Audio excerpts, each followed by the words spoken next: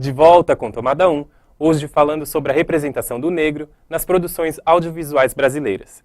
Para ampliar a nossa discussão sobre esse assunto, hoje eu converso com a cineasta Renata Martins. Ela teve a chance de participar da produção de algumas séries de TV, peças teatrais e filmes que têm o preconceito racial como principal temática. Renata, seja muito bem-vinda. Obrigada. Quando foi que a questão racial começou a fazer parte das suas narrativas? Foi antes ou após a sua formação de cineasta? Eu acho que as questões raciais elas estavam presentes de alguma forma, né? Talvez não organizada como se deu a partir da universidade. Depois disso, quando você entra numa sala com 80 pessoas, você se percebe como uma das únicas pessoas negras, você começa a entender quais são os lugares sociais que a gente acaba ocupando, né? E participar de uma universidade é furar a membrana invisível que existe nessas relações, né?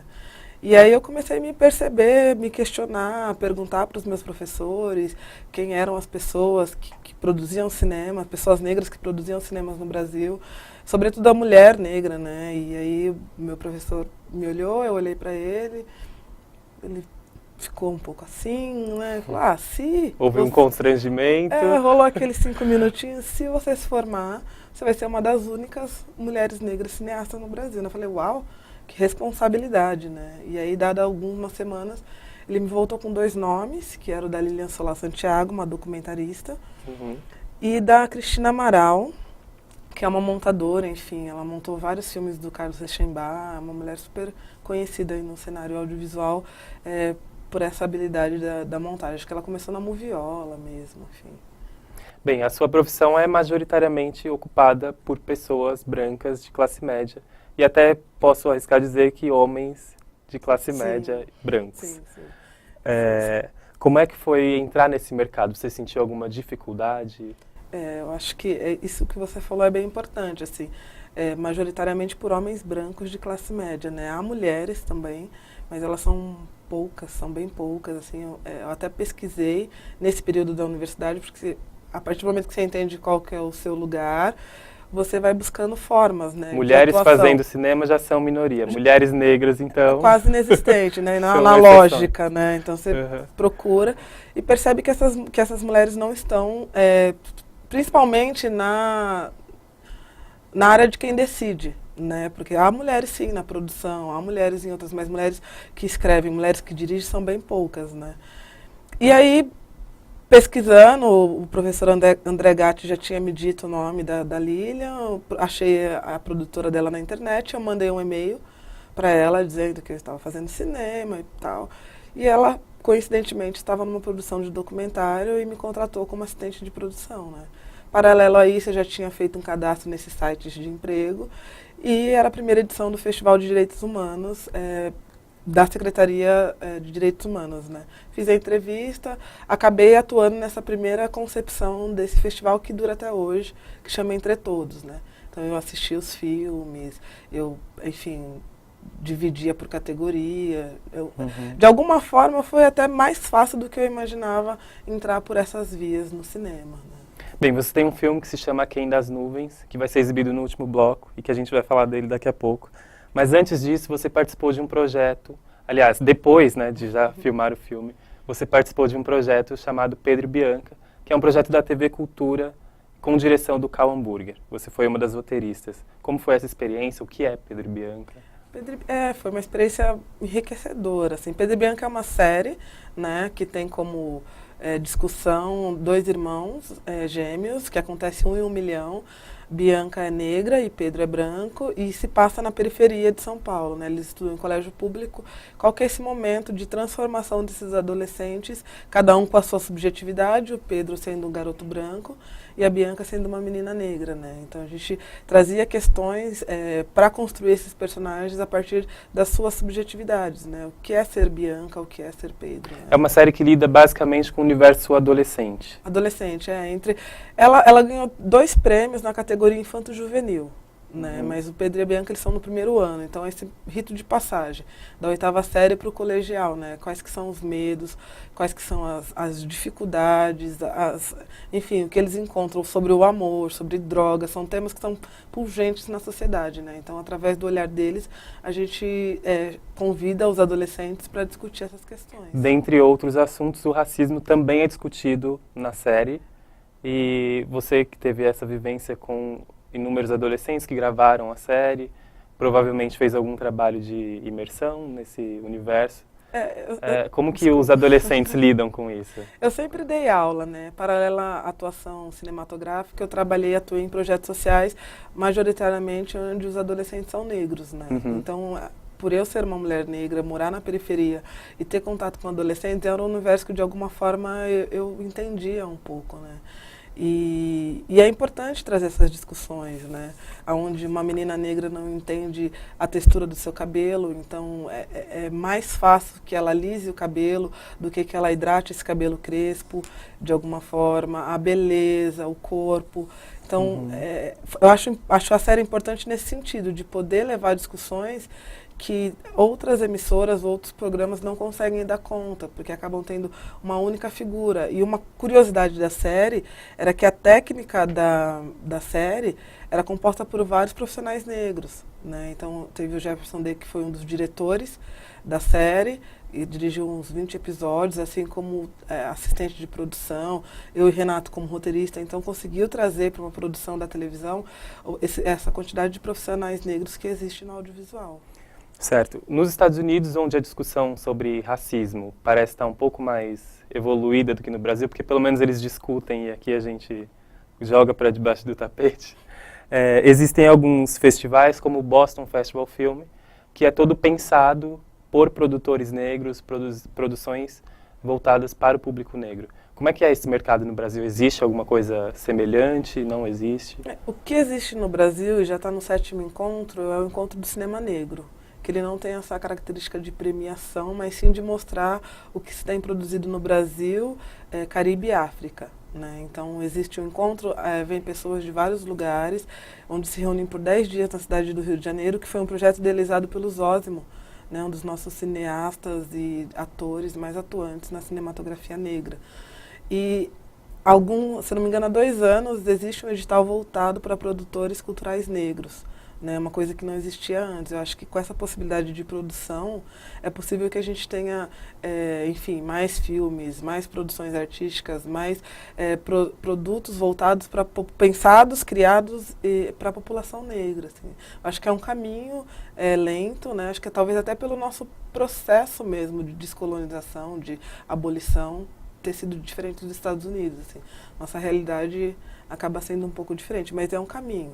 Né? Há uma tendência de sempre comparar, né, o Brasil e Estados Unidos. São bem diferentes. São países, né? Com noções raciais e econômicas.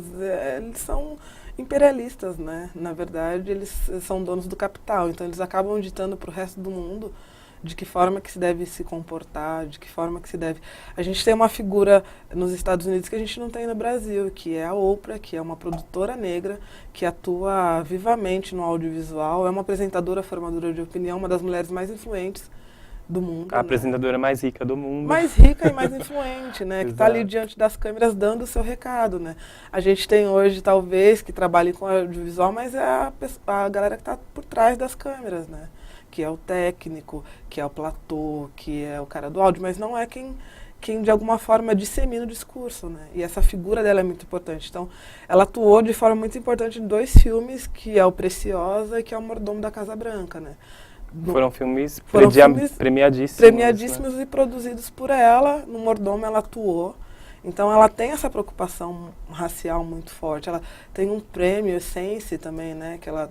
para as mulheres negras, enfim, do audiovisual, e tem uma série de... Tem uma revista onde discute essas questões. Exatamente, também. Então você tem porque é isso, precisa de grana para discutir isso, né? Precisa de dinheiro, de posição.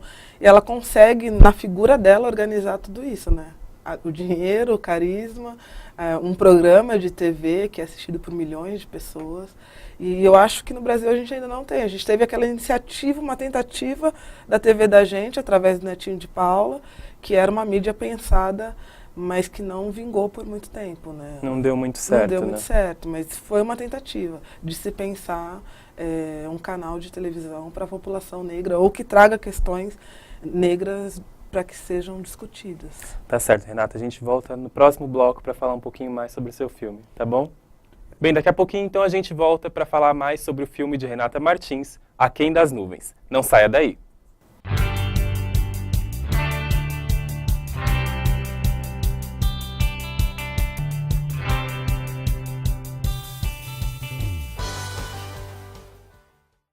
De volta com Tomada 1, hoje conversando com a cineasta Renata Martins sobre a representação do negro nas produções audiovisuais. Renata, no bloco anterior a gente estava falando sobre o projeto Pedro e Bianca, mas você também trabalhou com uma companhia de teatro chamada Os Crespos. O que é essa companhia? O que eles fazem? Eu ainda trabalho com eles, né?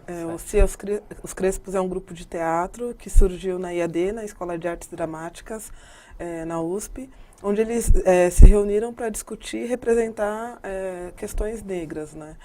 Atualmente eles ficaram durante algum tempo com Carolina, que era um espetáculo que falava sobre a Carolina de Jesus, né, que completa o centenário esse ano, nossa escritora.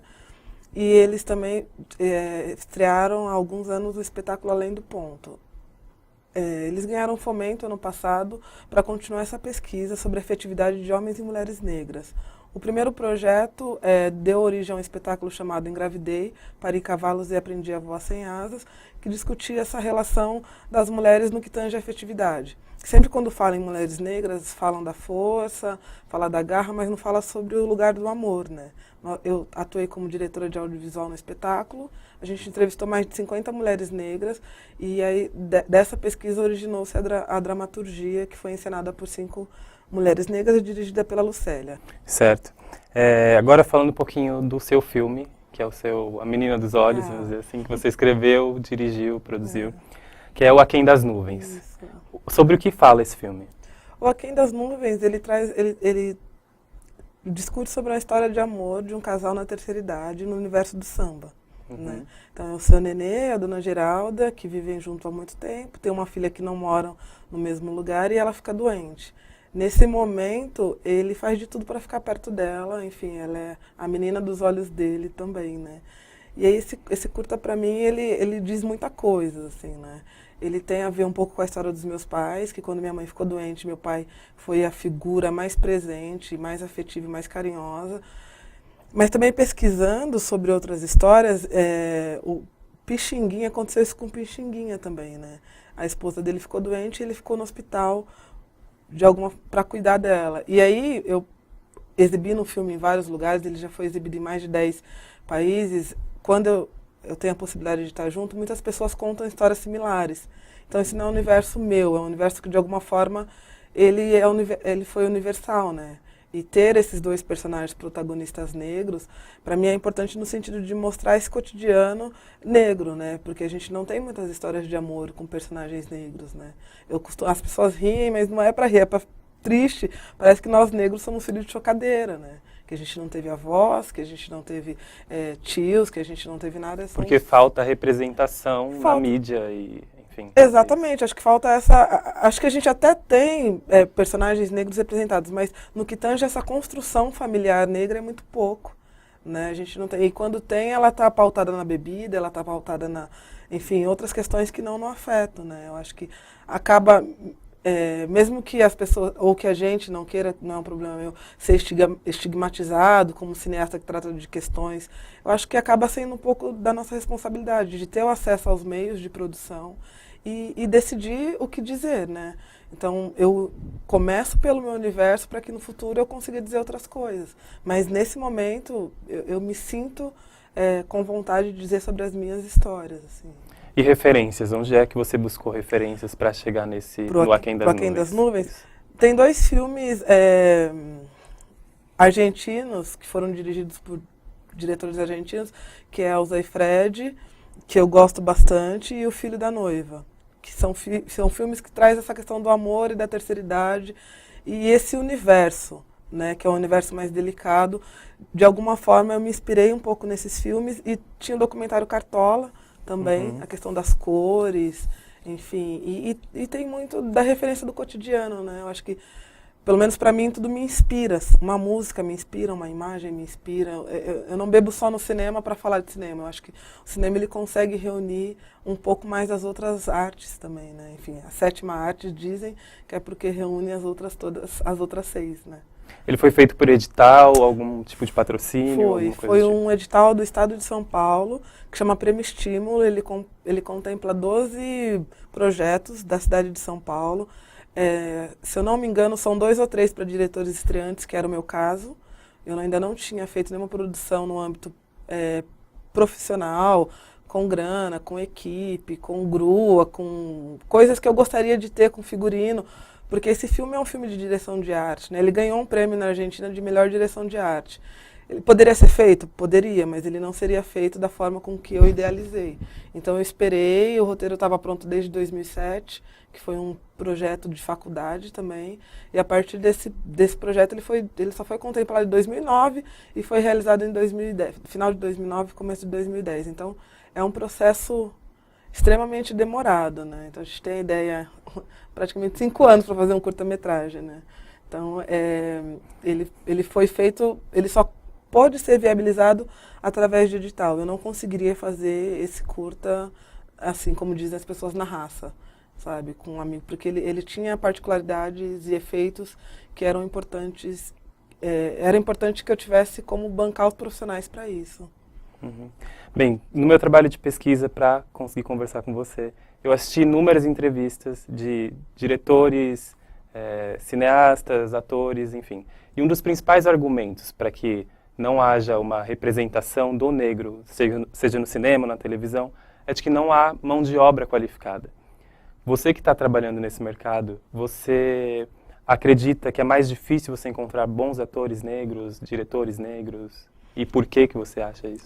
Eu tenho pensado bastante nisso, principalmente quando eu comecei a trabalhar com os crespos, né? Porque muita coisa, toda aquela inquietação que eu tinha na época da faculdade, onde estamos, como somos, ela vai ficando cada vez mais latente. Uhum. E o grupo, os crespos, ele é um grupo político, de discussão política, né? Então, a gente não consegue discutir a questão racial a partir de um prisma que não seja político e a partir do prisma que não seja dos privilégios, né? Das pessoas que são, de alguma forma, privilegiadas por algumas questões. Eu acredito que a gente não tenha profissionais, atores negros ou diretores negros, porque todas essas áreas ela necessita de trabalho. Então, para que você se torne um profissional mais maduro, você precisa interpretar vários papéis. Eu, como um sujeito negro, ator, eu tenho que interpretar, sei lá, um médico, um bandido. Então, a gente percebe que os papéis que são dados para os personagens negros são quase sempre os mesmos. Então, esse ator não tem possibilidade de extrapolar na sua criatividade. Porque é isso, se for filme de época, ele está na senzala, sabe? Se for filme atual, ele é um bêbado. Então, ou bandido. Ou né? Bandido, ou alguma coisa. Então, como que a gente vai dizer que ele é ruim ou se ele não é ruim, se ele não tem possibilidade de experimentar? Assim como o diretor, né? Uhum. Eu até hoje sou uma diretora de um filme só. Agora, as pessoas podem dizer se eu sou boa, se eu sou ruim. Não sei, porque não tem parâmetro. Se eu tivesse uma constância em produção, eu ia exercitar a linguagem. Exercitando se aperfeiçoa a linguagem a partir do experimento. Né, de você possibilitar fazer um curta e não dar tão certo, aí no seu segundo você vê o que não deu certo no último, você já tenta melhorar, e aí sucessivamente. Então é difícil. Isso só se dá por meio das oportunidades iguais. Isso se dá por meio de editais. Os editais, de alguma forma, existe já uma elite cinematográfica em São Paulo, né, que se não são eles, são os filhos deles. Então, entrar nesse setor é muito difícil nesse sentido, porque enquanto nós, negros, estivermos fazendo filme na periferia, ok. Olha como eles fazem filme com celular, olha como eles fazem filme com latinha, olha. Mas, poxa, a gente não quer fazer filme com latinha. A gente quer fazer filme com uma câmera bacana, a gente quer fazer filme com grana, a gente quer também ter essa possibilidade de experimentar. Então, acho que a partir do momento que não se pensa em políticas para que essas pessoas possam produzir mais, que você experimente gêneros, documentário, ficção, curta, média, longa-metragem, a gente não vai poder, enfim, profissional bom ou ruim. Entendi. Próximos projetos. O que você pensa? O que você está produzindo? Eu tenho 2 próximos projetos. Um é uma série de TV que foi contemplada agora pela prefeitura, que se chama Rua 9, que eu desenvolvo junto com o meu sócio Renato Cândido, também cineasta negro. Então a gente vai investigar os anos 90 a partir da perspectiva de um garoto negro que mora no Jardim São Luís e que tem o rap como uma fonte de ocupar lugar. Certo, e o outro? O outro é um curta-metragem que se chama Princesas e Rainhas, que está em vias de captação de recursos. Tá certo. Gostaria de deixar alguma mensagem, algum contato para as pessoas que vão assistir a gente? Eu tô no Facebook. Renata Martins, qualquer coisa é só me procurar e a gente conversa mais. Tá certo. Muito obrigado, Renata, pela sua presença. Foi um agradeço. prazer. Obrigada. E no próximo bloco vocês vão poder conferir o filme Aquém das Nuvens, de Renata Martins. Até já!